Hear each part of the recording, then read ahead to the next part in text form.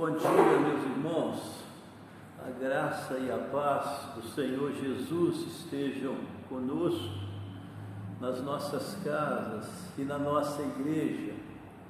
em mais este domingo, dia do Senhor e dia da nossa escola dominical,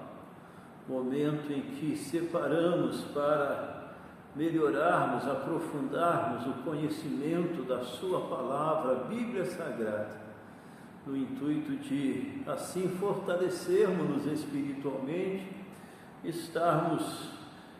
mais preparados para a nossa missão de proclamação desta palavra. Nós estamos estudando sobre o Novo Testamento,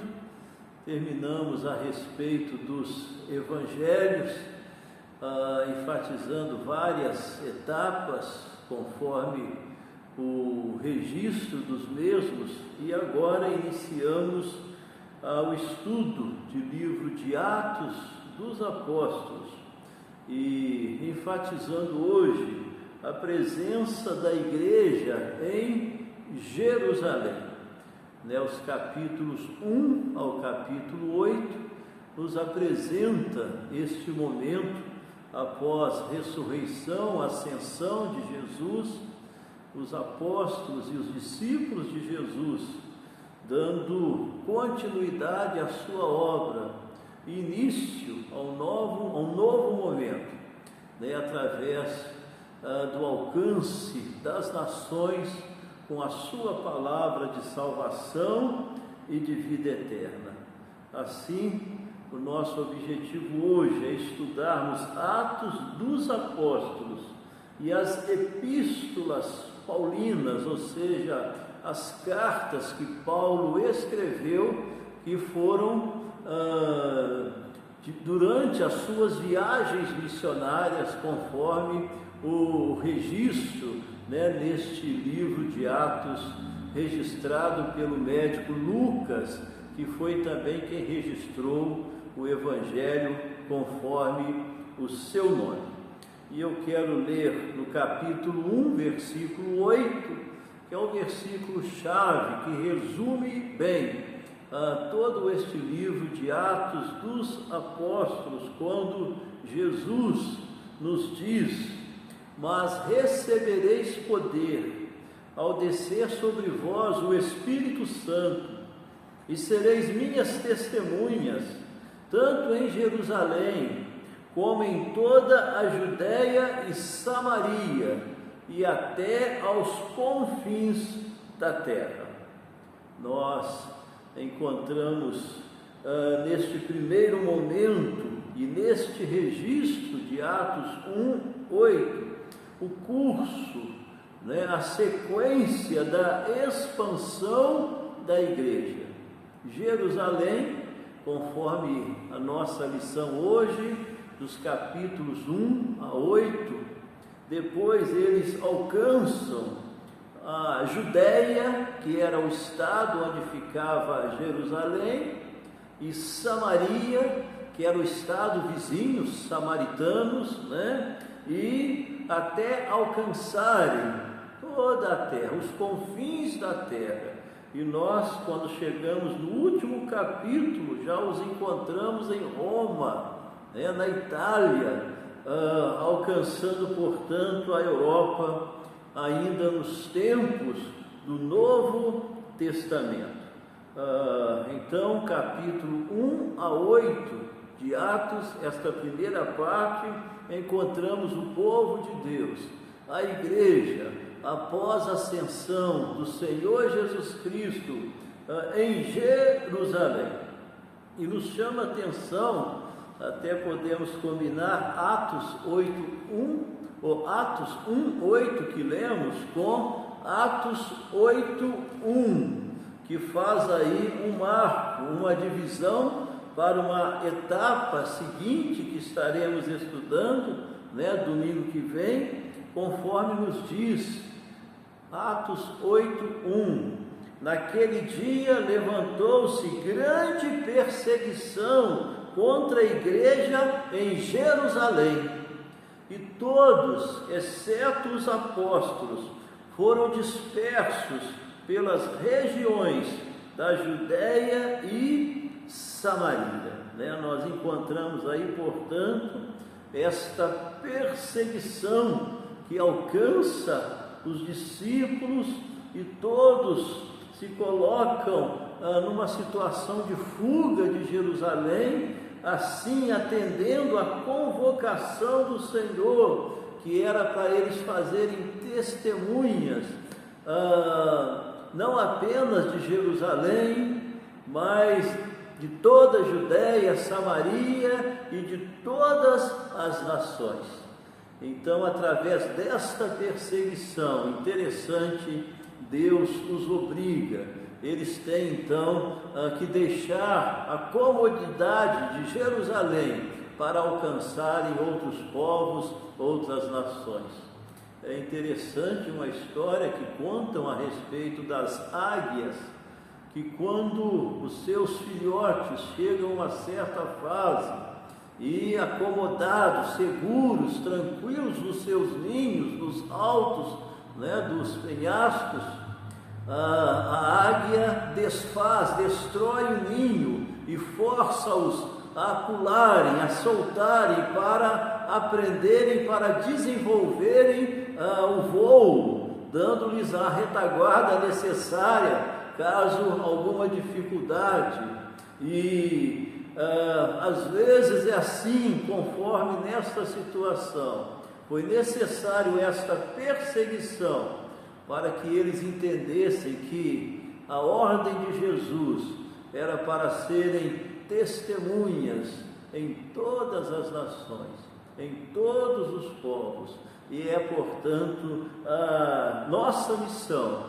e, portanto, a nossa experiência, às vezes, de relutarmos com respeito à vontade de Deus, Ele permitir situações adversas, nos forçando, nos colocando dentro da nossa vocação, do nosso chamado, dos propósitos que Ele tem para nós.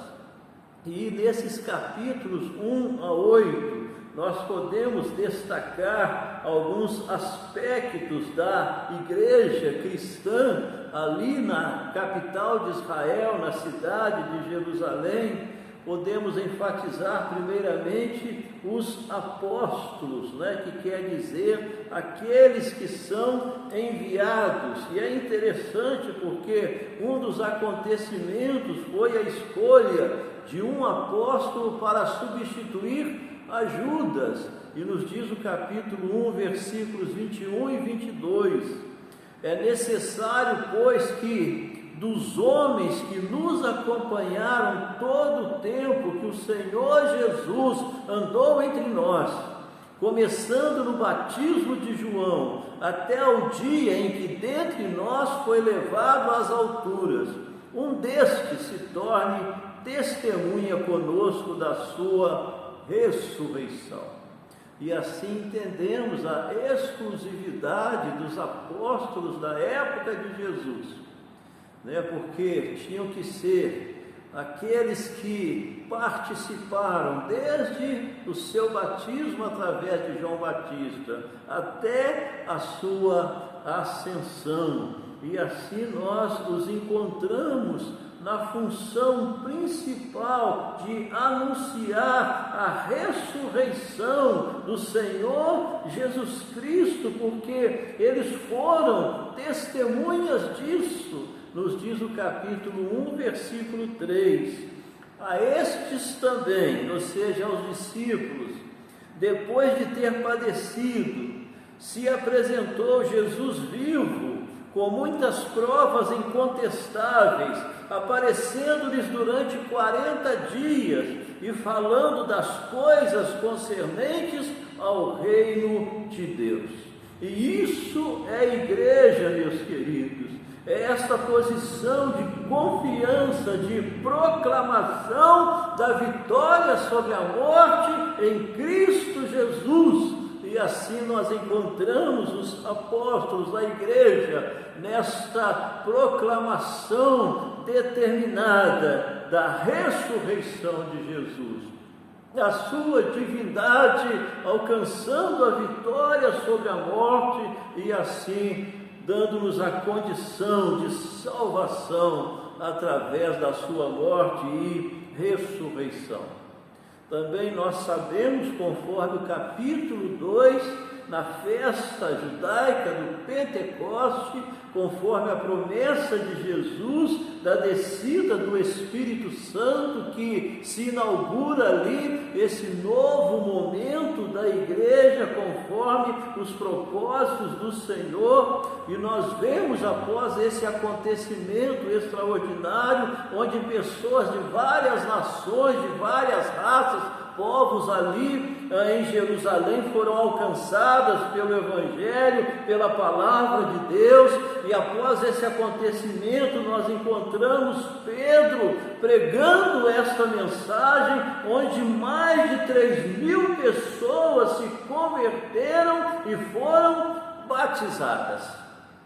E meus queridos, encontramos, portanto, aí esse registro tão importante da necessidade da igreja estar sob a condução do Espírito Santo para o desenvolvimento da sua missão de glorificação a Deus e de alcance dos perdidos através do Evangelho, da sua palavra de salvação em Cristo Jesus. E encontramos várias vezes a presença do ensino, do esclarecimento no templo, no sinédrio por 2 vezes, que era aquele conselho que governava os judeus dentro do domínio romano, e encontramos 2 vezes sendo, portanto, proclamados aqueles líderes governantes, a palavra de Deus, a posição abençoada do Senhor Jesus Cristo, e nos chama a atenção, conforme o capítulo 4, versículo 10, no momento deste, quando nos diz, 4:10, tomai conhecimento vós todos e todo o povo de Israel, de que em nome de Jesus Cristo Nazareno, a quem vós crucificastes e a quem Deus ressuscitou dentre os mortos, sim, em seu nome, é que este está curado perante vós. O ensino no momento de uma manifestação milagrosa da cura de um enfermo, reconhecendo nisso a autoridade, o poder do nome de Jesus, e no intuito principal, conforme o versículo 12, e não há salvação em nenhum outro, porque abaixo do céu não existe nenhum outro nome dado entre os homens, pelo qual importa que sejamos salvos. E assim, meus queridos, a igreja ali em Jerusalém se desenvolveu, cresceu, e tinha que estender esta mensagem de salvação a todos os povos e nações. Encontramos ainda nesse contexto dessa etapa em Jerusalém o desafio relacionado às coisas materiais, aos bens, porque além dos aspectos espirituais, a igreja tem o seu envolvimento social, material, e a gente sabe quantas vezes complica e é complicado esta questão na igreja dos bens materiais, mas que precisam, portanto, serem trabalhados dentro da realidade, com certeza, das necessidades neste mundo, de um local para nos reunirmos, das questões necessárias para fazê-los, e encontramos, conforme o registro do capítulo 5, Barnabé, que faz uma oferta aos apóstolos em prol da obra do Senhor, e acompanhando-o, conforme conhecemos no capítulo 5, Ananias e Safira, querendo ter o mesmo respaldo, o mesmo impacto, fazem, mas de uma forma errada, de uma forma combinada entre eles, onde somente parte estariam dando do negócio que faziam e combinando para que dissessem que era o valor total. E a gente sabe o desenvolvimento quando lhes é colocado que eles não estavam mentindo a homens, mas a Deus, e cujo o término desse acontecimento é a morte naquele mesmo momento deste casal, por uma postura enganosa, inconsequente, de quererem brincar, de quererem fazer das coisas de Deus questão de interesses pessoais, e sendo, portanto, de uma forma tão grave, alcançados pela ira do nosso Deus. E nesta etapa, meus queridos, nós podemos encerrar conforme os capítulos 6 e 7, diante da necessidade de uma liderança constituída, onde eles já têm os apóstolos neste momento, e onde é instituído a junta diaconal, os diáconos, de certa forma os apóstolos voltados para as questões espirituais, e os diáconos por necessidades materiais próprias desta vida, mas conforme o registro do capítulo 6, 1 a 7, com necessidades de característica, de posturas extremamente espirituais, cheios do Espírito Santo, de fé, da sabedoria do Senhor. E encontramos o destaque do diácono Estevão, que de uma forma ousada proclamava, como proclamou a palavra de Deus, e se desenvolve nesse capítulo 7 todo o seu discurso diante da reação de rejeição de muitos naquele momento, começando desde Abraão, demonstrando que Jesus, que tinha sido crucificado, mas que estava ressuscitado, vivo, era o Messias, era o cumprimento da promessa divina, desde os tempos passados, da convocação a Abraão para, através dele, constituir uma grande nação, da qual viria o Salvador e o Senhor Jesus Cristo. E sentidos com a determinação, com a coragem, com a fé de Estevão, eles o mataram apedrejado, conforme nós conhecemos bem o texto. E é nesta situação, portanto, que traz à igreja esse momento de perseguição. Atos 8:1. Naquele dia levantou-se grande perseguição contra a igreja em Jerusalém, e todos, exceto os apóstolos, foram dispersos pelas regiões da Judéia e de Samaria. Lembram-se, Atos 1:8? Recebereis poder para serem minhas testemunhas, tanto em Jerusalém como na Judéia, Samaria, e eles ficaram ali acomodados a Jerusalém, até que Deus permite essa situação de perseguição, para que eles cumprissem, para que eles entendessem a convocação como povo de Deus, como igreja do Senhor, de proclamarem a sua palavra a todos os povos e a todas as nações.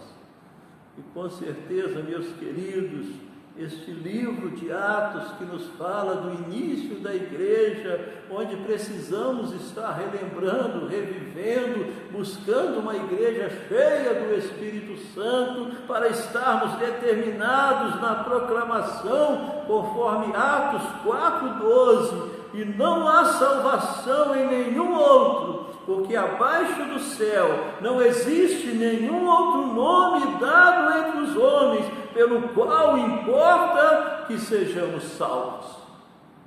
estejamos assim, buscando a plenitude do Espírito Santo, a estarmos cheios do Espírito Santo, a estarmos nesta posição de proclamadores da vitória sobre a morte em Cristo Jesus, que ressuscitou, sendo o único caminho, portanto, de salvação dos perdidos, aos quais nós somos os instrumentos de alcance através da proclamação do Evangelho, da missão a nós confiadas de fazermos discípulos de todas as nações, de pregarmos o Evangelho a toda criatura em todo o mundo, em estarmos cumprindo a nossa vocação urgente, de pregarmos que somente em Jesus há salvação, há perdão, há reconciliação com Deus e a vida eterna. Oremos, meus amados. Senhor nosso Deus, obrigado por mais este domingo, esta escola dominical, podermos rever esse momento do início da igreja, após a ascensão de Jesus, quando, ó Pai, da vinda do Espírito Santo para estar à frente da mesma, da qual fazemos parte, por sermos salvos em Cristo Jesus, e rogamos-te, ó Senhor, enche-nos do Espírito Santo, ó Deus, dá a nós aquela motivação, aquela intrepidez, aquela determinação daqueles apóstolos, daqueles discípulos, desse início da igreja, Pai, para que possamos estar, Senhor, glorificando o Teu nome e vendo muitas vidas arrependidas se rendendo a Jesus como Seu único Senhor e Salvador, e reconsagramos a Ti as nossas vidas, os nossos lares, a nossa igreja, clamamos-te, Senhor, pelas nossas lutas, necessidades, nos ajuda a estarmos firmes na fé. E ser, ó Deus, com este mundo tão necessitado da Tua graça, misericórdia e salvação em Cristo Jesus. E confiamos ao Senhor, ó Pai, os pedidos de orações que temos constantemente colocado no Teu altar de graças. Para a glória do Senhor, muito agradecidos em nome deste Jesus vivo, o nosso Senhor e Salvador. Amém. Bom dia, meus irmãos. Fiquem na paz do Senhor Jesus.